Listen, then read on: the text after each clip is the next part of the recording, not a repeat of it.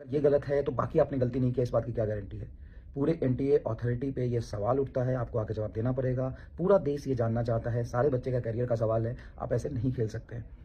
तो हम सब साथ हैं और हम सवाल पूछते हैं इस बात का। एनटीए को टैग करिए, आप लोग शेयर करिए कि ऐसी गलती कैसे हो सकती है। और इतना भी ईजी पेपर नहीं था कि 720 पे इतने लोग होंगे, और अगर था तो पेपर का स्टैंडर्ड कैसे मेंटेन करेंगे आप, ये सवाल उठता है और हम आपसे पूछेंगे इस सवाल का जवाब, और आपको क्लियर करना चाहिए। और अगर कुछ भी गड़बड़ी है तो वापस पूरी रीचेकिंग होनी चाहिए, क्योंकि ये बच्चों के भविष्य की बात है, भावी डॉक्टरों की बात है। ये बहुत बड़ा मुद्दा है और इसके लिए तुरंत एक्शन लेना चाहिए और रिजल्ट को रिवोक कर लेना चाहिए। मैं भी मेल करूंगी, आरटीआई फाइल करूंगी, आप भी अपने साइड से जरूर करिएगा, क्योंकि इसका जवाब तो बेटा जी देना पड़ेगा। मुझे बताओ कि एक बच्चा जिसके 200, 250, 300 नंबर है, वो क्या सोच के ड्रॉप करे कि 650 में भी कॉलेज नहीं मिलेगा। हेलो एवरीवन, एनटीए के ऑफिशियल साइट पे भी एक बच्चे के मार्क्स आ रहे हैं 719 और एक बच्चे के मार्क्स आ रहे हैं 718। मतलब कैसे पॉसिबल है? कोई भी कैलकुलेशन यहाँ पे नहीं बैठ रहा। और टॉप 100 के रिजल्ट को ही आपने प्रिंटिंग मिस्टेक कर दिया, इसको वेरीफाई नहीं किया, पब्लिश कर दिया। तो उसके ऊपर के जो रिजल्ट्स हैं या उसके बाद के जो रिजल्ट हैं, उस पर पूरी देश के बच्चे ही आपसे सवाल पूछना चाहते हैं, ये गलती कैसे हो सकती है? और अगर एनटी के रिजल्ट में गड़बड़ी लग रही है, क्योंकि कुछ बच्चों के 718 और 719 नंबर आए हैं, जिसको हमने 2 बार वेरीफाई भी करा लिया है। ये कैसे पॉसिबल है कि 718 और 719 नंबर आ सकते हैं? जो नहीं जानते उन्हें बता दूं, या तो 720 में 720 आ सकते हैं। अगर किसी बच्चे ने एक सवाल गलत कराया और उसे छोड़ दिया है, तो उसके 716 नंबर आएंगे। पर अगर उसने उस सवाल को गलत कर दिया है तो उसके 715 नंबर आएंगे। यानी कि 720 के बाद अगर कोई नंबर आ सकता है तो वो 716 है या फिर 715 है। 718, 719 नहीं आ सकते। और ऐसे बच्चे हैं जिनके 718, 719 नंबर आए हैं, तो कुछ गड़बड़ है। मेरे हिसाब से एनटी को वापस चाहिए। Around 89 students they are scoring 720 marks. पहले तो मुझे इसका मैथ समझ नहीं आया। आप लोग मतलब शायद मैथ्स ज्यादा जानते होंगे, आप भी बताइए कि is it even possible to score 718 and 19? ये मैथ्स मुझे लगता है हमें एनटीए को हमें समझाना पड़ेगा। We have to write to them कि प्लीज एक्सप्लेन। और वो 2 बच्चे हैं जिन्होंने 718 और 719 स्कोर किया है। तो पहला क्वेश्चन तो ये कि यार वो नंबर आते कैसे हैं।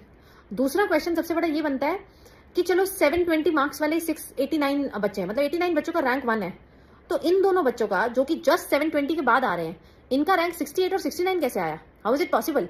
आप खुद सोचिए कि 718 वाले का रैंक, 719 वाले का रैंक 68 कैसे हो गया, और उसके बाद वाले का रैंक 69 कैसे हो गया? तो ये भी बहुत बड़ा क्वेश्चन है। इनका रैंक तो बहुत नजदीक होना चाहिए 1 के।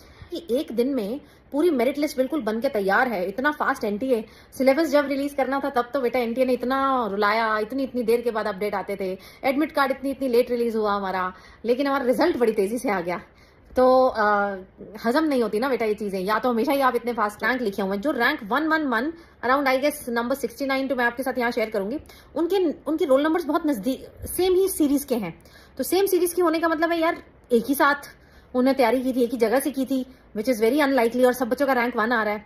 और कुछ कुछ खबरें जब पेपर हुआ था तब लीक की भी आ रही हैं। तो there are certain things which are not easy to accept by us.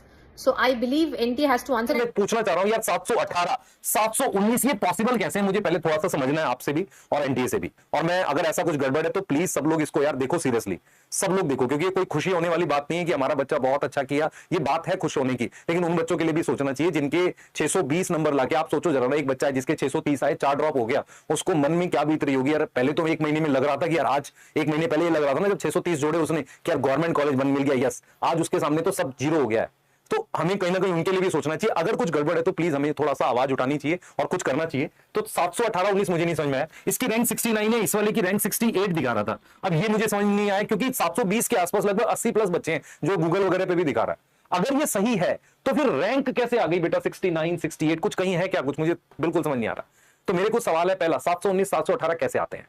दूसरा कि इनकी रैंक कैसे आ सकते हैं जब 80 प्लस बच्चे 720 के हैं?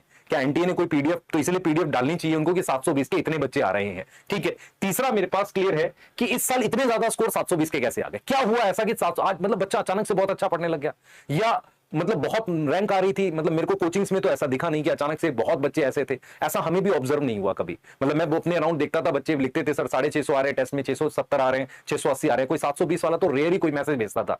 तो मतलब मुझे ऐसा लगा नहीं कि अचानक से ऐसा होना चाहिए था।